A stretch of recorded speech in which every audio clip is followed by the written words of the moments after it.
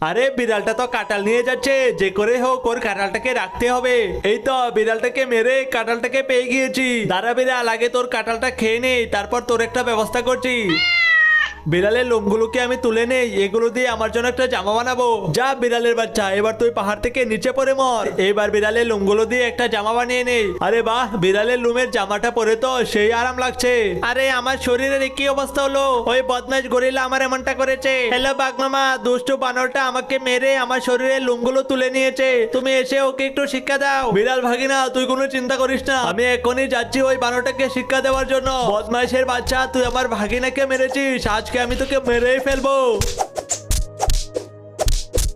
হা বানর, তুই তো শেষ রে।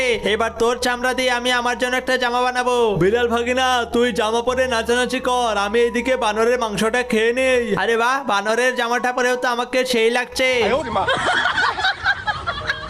ধান খেতে বিড়ালটা যখন ঘুমিয়েছিল, তখন গিনিপিগটা বিড়ালের পেটের লোমগুলো তুলে নিয়ে সব চলে যায়। এরপর সেই লোমগুলো দিয়ে জামা বানানোর জন্য সবুজ রং করতে শুরু করে। আরে কি, ওই দুষ্টু গিনিপিগ আমার শরীরে লোম তুলে নিয়েছে। ওকে খুঁজে বের করি ও কোথায় রয়েছে। ওরে, তুই আমার লোমগুলো দিয়ে জামা বানিয়ে নিয়েছিস, তোকে এসে দেখাচ্ছি মজা। এই বন্ধুরা, আমাদের শত্রু বিড়াল আসছে, তোমরাও সবাই ওকে তীর মারো। আরে আরে কি এতগুলো তীর?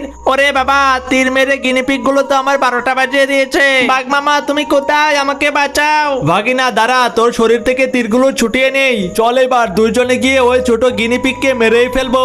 আরে কি, বাঘ আর বিড়াল তো ওই গিনিপিগটাকে মারার জন্য আসছে। আমি জলদি গিয়ে খবরটা গিনিপিগকে জানাই। ও আচ্ছা, এই ব্যাপার। আচ্ছা দাঁড়াও, তাহলে এই মিসাইলটা দিয়ে আজকে ওদের দুটাকেই শেষ করে দেবো।